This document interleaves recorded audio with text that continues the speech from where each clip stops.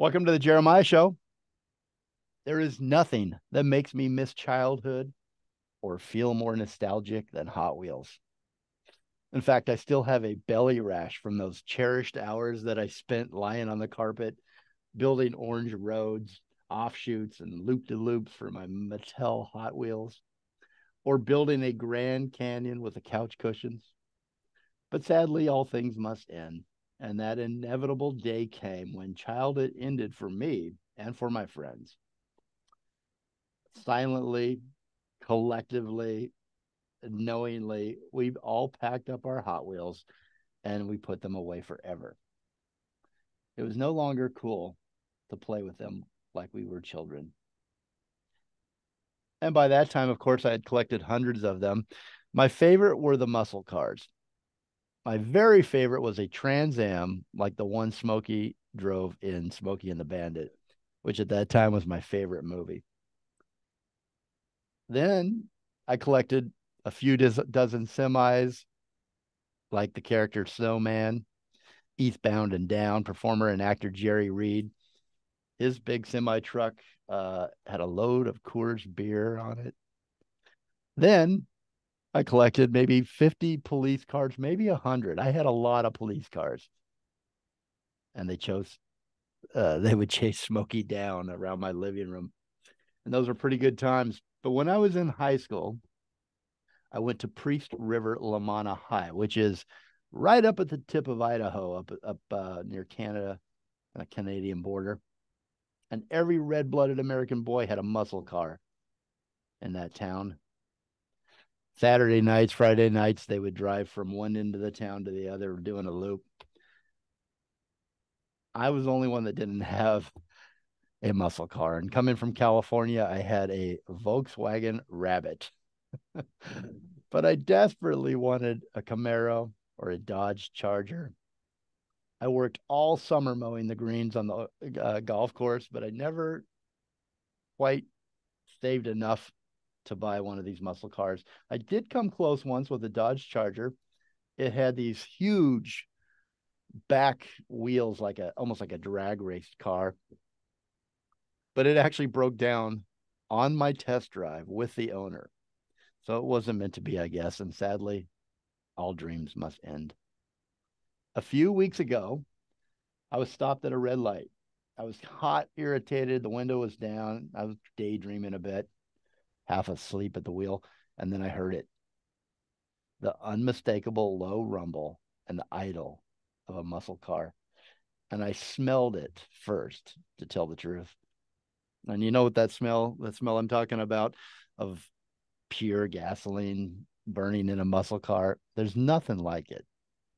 Pure nostalgia. One of the sweetest smells of youth, never bottled. Then, a contradiction to the ordinary, to the predictable life, and to the thought that sadly all dreams must end. Or must they? Childhood is not over. Nostalgia is a powerful conjurer. And do you need proof? Then check out Hot Wheels Ultimate Challenge. And you're back. Childhood is realized. It's an awesome show. We'll be right back. All right, that's my opening. Wow, that's I got a tear in my eye, man. I didn't know you're going to go down that deep path. You should be a contestant because that's what they do. They hear those stories and then they pull it out of you. Well, let's talk about it. Let's talk about it right now. I'm going to come right back, okay? And introduce All you. right. Welcome back to the Jeremiah Show. Let me tell you a little bit about Hot Wheels Ultimate Challenge. It airs Tuesdays at 10 p.m. on NBC, right after America's Got Talent, and it's available the very next day streaming on Peacock, which is how I watch my TV these days. Hosted by car aficionado Rutledge Wood, each episode invites two super fans into the Chrome Zone, where they will face off in transforming an ordinary vehicle into a life-size, extraordinary Hot Wheels showstopper that is inspired by personal stories and pop culture touchstones. They're working alongside a team of automotive magicians known as the Carpool. And the two super fans will create their designs in high-tech, decked out garages. Raising the stakes of the competition is the Inspirator 5000, a larger than life vending machine that will rev up in each episode to present the super fans with a twist. Can't wait to talk about that. And riding shotgun will be rotating panel of celebrity guest judges, including Terry Crews, joining resident experts Hurt Engine Jr., an influencer in car culture and the drift scene, and Dalal El Sheikh, designer for the Ford Motor Company and Hot Wheels brand ambassador. So each week, Wood, Eugene, and El Sheikh, along with celebrity guests, will review the transformations and crown a winner. The winner of each episode will take home $25,000 and the chance to get into the finale, where 3 lucky finalists will transform another car in hopes of winning a legendary prize, an additional $50,000, and the honor of having their design make it into an official Hot Wheels diecast car. So cool. Let me welcome my special guest today, Jerzey Jim Farrell. Hey, thank you. Thank you for having me, first of all, Jim. I appreciate it. And I'm flattered, number one. And the fact that you want to listen to the story, I got a lot to talk about. So I'm ready. Hey, what a great, you're on a talk show. What a great coincidence. I love when you come to talk. Yeah. Let's start with the nickname, Jerzey Jim. How'd you get that? Jerzey Jim. Well, I've been in the industry a long time and I traveled a lot. I mean, I travel a lot. And 2 things I've learned about nicknames. One, if you never forget a nickname. I get introduced to a lot of people, like we said, Joe, Mary, John. I'm going to forget that name. But if they got a name like, Red, Snake, Bigfoot, whatever the name is, it's going to stick out and I'm going to remember it. So being that I was always said, that's the guy from Jersey. Oh, yeah, that's the guy over there from Jersey. The Jersey part came in easy to add to Jim because Jim is way too easy to forget. Let's think about that for a minute. It's just Jim. It's 3 letters, man. You got to forget it. The Jersey part, you remember. Put them together. There it is. Born and raised, Jerzey Jim from the great state of New Jersey. I'm gonna wager that even if you didn't have the Jersey part of your name, you are not forgettable. I bet people remember you. It's grown over the years, man. The character's grown over the years, man. I've lived the life, man. I've been around hot rods, rock and roll, movies, television, everything that has to do with cameras, loud music, motor oil. I've been in that whole scene, so there are a lot of stories to talk about, man. And celebrities are the best ones to talk about because they hate when you talk about them. Well, tell us the stories that you can tell that are fit to air for radio. But you said in the beginning, I'm in the industry. Then you mentioned rock and roll celebrities, loud music, all this great stuff, and motor oil. I love the motor oil part. Yeah, well, that's in my veins. My dad used to say that all the time because he said there's no way that I had blood in my veins. He always said it was motor oil or fuel. And then I didn't believe him one day. So I cut myself in the garage and I seen 10W30 come out of a vein. And I knew he was telling the truth. The point being, I got asked this question on the show, and then actually it's really stuck to me. It's like I knew that I was born to do what I'm doing. Some people don't get to pick and choose what they do, but I did. I got to pick and choose all the things I want to do in life. And it's been an amazing journey. I always said it was the ride of my life. But the motor oil part, I always bring that up because I think there's a selective few people on the earth that do have motor oil in their veins, and I happen to be one of them. So, I have that gift. It's just a gift from God that I can do what I do, and I entertain people well doing it. You know what I mean? And I built some beautiful hot rods, man. I really do. Over the years. So you said you're in the industry. Tell us a little bit about that background. Tell us what you do.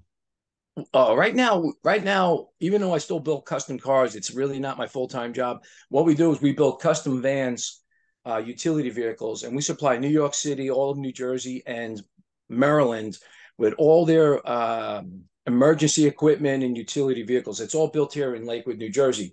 And it's a pretty rewarding job because a lot of vehicles we built are based around safety, and everything's about being safe today. So we have to design different ways of keeping not only the workers safe, but when the workers are working in their community, how do we keep the community safe? So it's all about safety. And the company I work for, Safely, it's a huge deal that We make sure that when people come to work, they leave with 10 toes and 10 fingers. The same thing when the trucks go out. The workers have to be safe. So it's kind of shifted. As I gotten older, I've been more aware of safety and myself too. Not like now I wear safety glasses when I'm working. And like where before I didn't care, I would just go out there and weld without these things. But the body breaks easy, man. It breaks easy. And you got to protect it, man. If I could teach anybody anything about safety, is protect the body, because it's not going to last. It's just not going to last, man. It doesn't. No, nothing lasts forever. But I love this concept of this TV show. And I wasn't sure. I'm like, what can I do with this as an interview and as a, to shine a little more of a, I guess, the microphone on it instead of a spotlight. And I just started thinking about Hot Wheels and how much they meant to me. And I talked to a couple friends, and they all had, even, and I don't mean this in a derogatory way, but even the women were like, I used to have a collection of Hot Wheels as a little girl, and everybody played with them. You had the car, though, that I always wanted, the Dodge Charger, growing up, right? Tell me about that. That's what I drove in high school, man. That's what I built. I drove that as a 17-year-old kid. You drove that in high school? Yeah. I read you took your prom date to the in the Dodge That Charger. car. Not only did I go to the prom, that car. I went to the prom. I went to my graduation. I took my niece home from the hospital. She was born in that car. That actually became that was a pure muscle car. It actually became the family second car. Like everybody used this car. Like as crazy as that sounds, that's what really drove my family around, that car back in 1981. Jerzey Jim, what did you love about the car? Can you bring it to life for like a listener?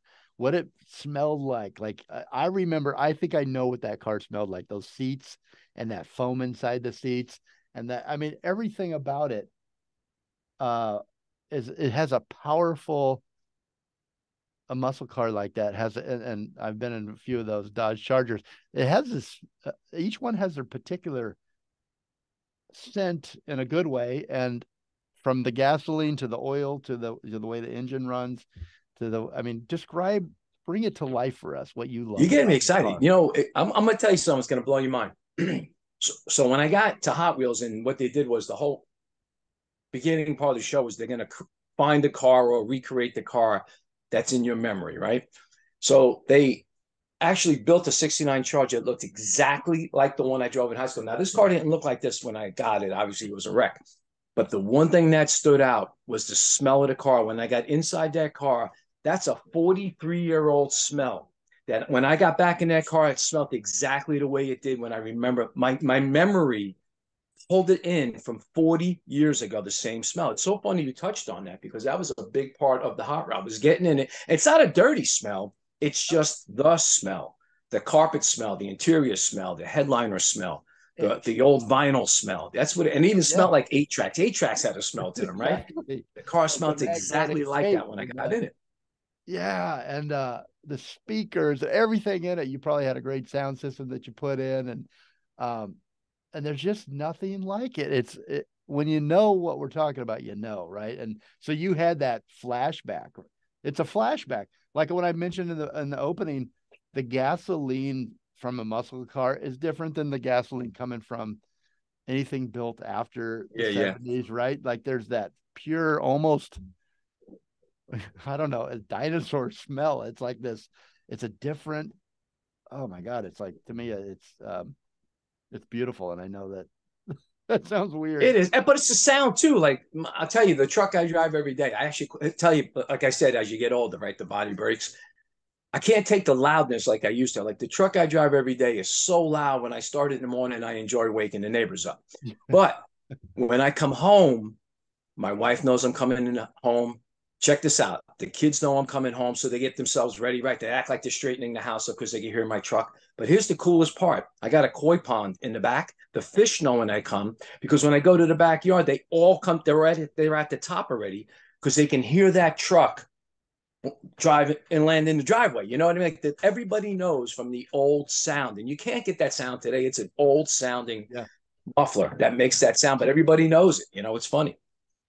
I saw a movie. I think it was a movie. Maybe it was an interview, a TV show, where they tried to when they recreated the Mustang and some of the muscle cars, the Charger and all that. They had to come up with something in the engine to bring back that sound because the engines weren't the Right. same. What they kept working on getting Yeah, the yeah. sound of a muscle car. It's like crazy. So tell It's me the about thing. your how you got on the show. Uh, tell me give me the journey to the show and then the ultimate dream that you had to All recreate. right. I'm gonna run and get something. Just hang on. It's gonna be worth me leaving. So I've been telling the story. I've been telling the story of my Dodge Charger since I wrecked it in 1983 in a drag race. And I've told this story, and this is what got me the audition. I made an audition tape at 10 o'clock at night, 8 o'clock in the morning the next day. They already said you're on the show because of the story I told. And I've been telling this story for 40 years. And actually, nobody actually listens to the story anymore. But I'm going to tell you the story like I told them. I've been talking about this Dodge Charger every day since I wrecked it. In my wallet is a picture of the car. See the picture? And That there's a is the picture. original picture in my wallet. I don't even have pictures of my kids in my wallet. I've been carrying this picture around, and I tell this story about this car all the time. The memories I had, the bond I got with my dad, the girls I picked up, going to concerts, everything I did back in the 80s was in that Dodge Charger.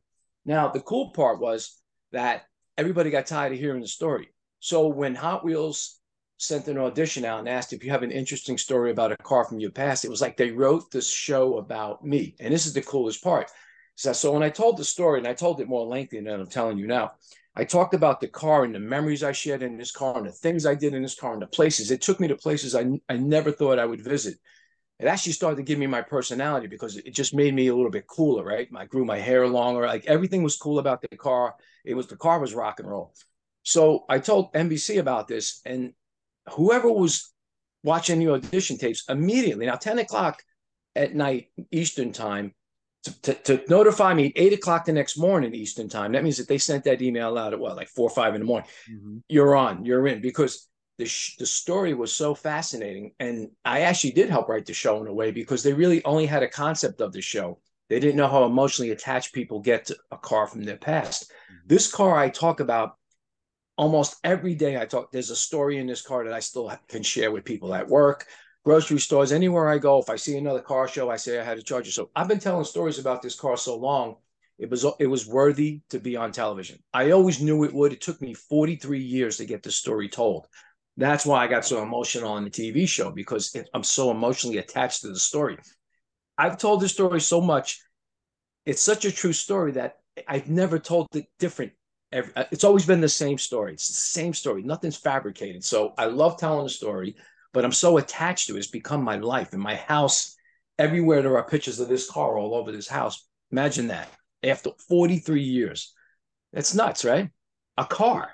We're talking about a car Oh, now. it makes total sense to me because a car becomes, especially when you attach to it like you did you had it at 17. Did you, I don't know when you first purchased it, how you fixed it up, how long that took, but it became a part, an extension of you.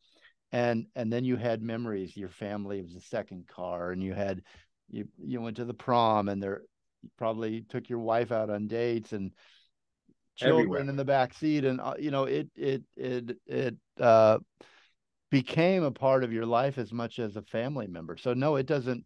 I don't think that's weird at all. In fact, I'd like you to dig deeper and tell us some stories. We do need to take a real quick break. If you're watching on YouTube, you can see the picture of the Dodge Charger that is so beloved by Jerzey Jim here that we're talking about. He's also got it in his wallet. If you bump into him on the street, he'll probably show it to you. Oh But man, let's I talk need help. about. Let me tell you, I need help.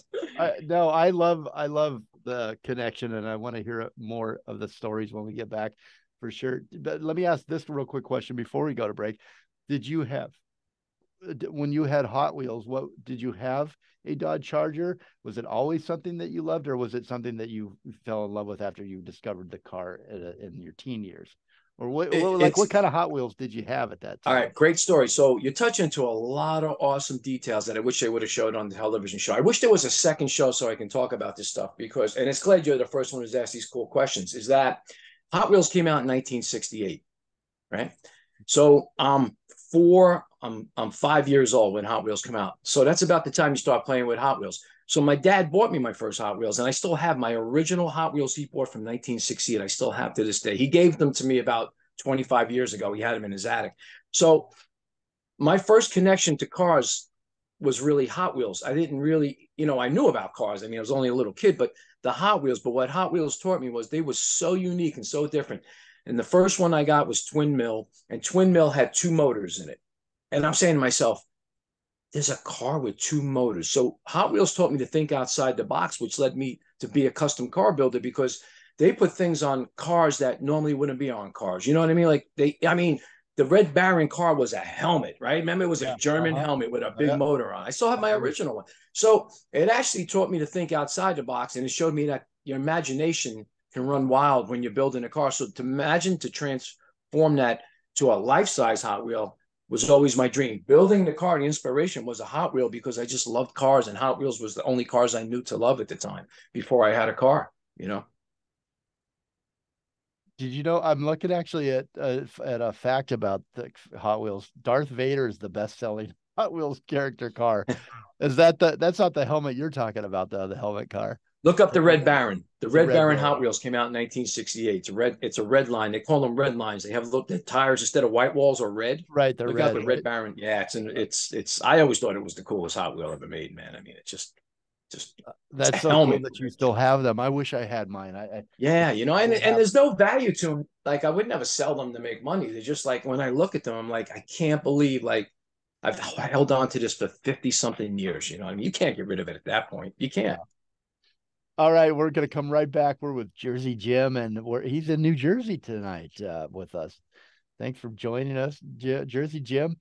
We're talking about the Hot Wheels Ultimate Challenge TV Woo! show on NBC, airing Tuesdays, 10 p.m. and available the next day on Peacock. We'll be right It back. is.